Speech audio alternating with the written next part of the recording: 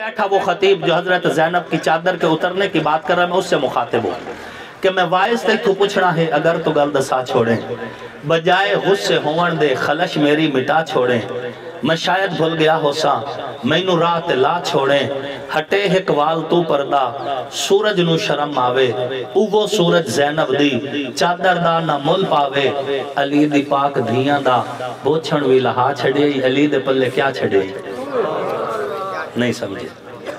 شاید کہ اتر جائے تیرے دل میں میری بات، علی مشکل کشاوی ہے، علی حاجت رواوی ہے، میں سنیا تیرے وڈیاں تو علی ساڈا خداوی ہے، لقب دے کے خدائی دے مسلح وقت کھسا چھڑے، علی دے پلے کیا چھڑے؟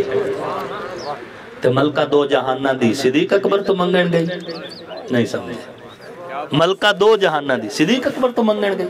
میں کہتا ہوں زہرہ کی غیرت کے خلاف ہے کہ اللہ کو چھوڑ کے غیر اللہ کے در پہ جائے، اور چاہے ابو بکر صدیقی کیوں نہ ہو، اور وہ بھی چند کھجیا، کیا کہا؟ جو 3 دن روزہ رکھے اور عین افطاری کے وقت افطاری کا سامان بھی اٹھا کے صدقہ کر دے، وہ کھجیا مانگنے جائیں گے۔ ملکہ دو جہانہ دی صدیق اکبر تو منگن گئی، کاغذ تے قلم نہ ڈھائی، کاغذ تے۔ اچھا مجھے یہ بتاؤ، بقول ان کے عمر در والے ہیں اور حضرت علی گھر والے ہیں، تو کاغذ دوات کدھر پڑی ہے؟ گھر میں۔ تو حضرت عمر نے اٹھانی تھی یا حضرت علی نے؟ کیا خیال ہے؟ ملکہ دو جہانہ دی صدیق اکبر تو منگن گئی، کاغذ تے قلم نہ ڈھائی، فدق لئی سین سکدی رہی، مصائب دی کہانی وچ زہرہ نو لجا چھڑے، علی دے پلے کیا چھڑے؟ شاعر دی نہ شعری ہے، نہ فن پارا ہے ادیبان دا، نہ گلے اے خطیبان دی، نہ جھولا ہے نہ کیبان دا، عداوت ہے نہ رولا ہے، تقیہ ہے نہ اولا ہے، علی نو پیر مندہ ہاں، نبی دا ویر مندہ ہاں۔ میرے ایمان دی بنیاد ہے، میرے ایمان کی بنیاد ہے، ہم رقیبوں کے ڈر سے حبیب نہیں چھوڑیں گے، چادر والے بھی میرے ایمان کی بنیاد ہیں، روزے والے بھی میرے ایمان کی بنیاد ہیں۔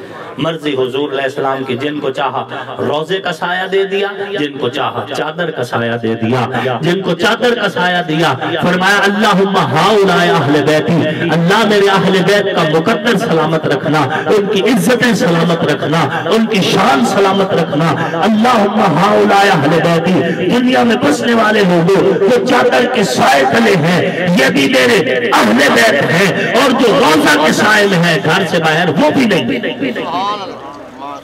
ہماری طرف سے حضور کی ہر نسبت کو سلام، حضور کی ہر نسبت کو سلام، یہی میرا پیغام ہے آپ تک۔ اللہ رب العزت آپ کو ہم سب کو قرآن اور سنت والی زندگی نصیب فرمائے، اصحاب محمد و آل محمد سے محبت عقیدت والی زندگی نصیب فرمائے، اور اللہ رب العزت ہماری آنے والی نسلوں کو بھی قرآن اور حدیث کی خدمت کرنے کے لیے قبول فرمائے۔ وما علینا الا البلاغ المبین۔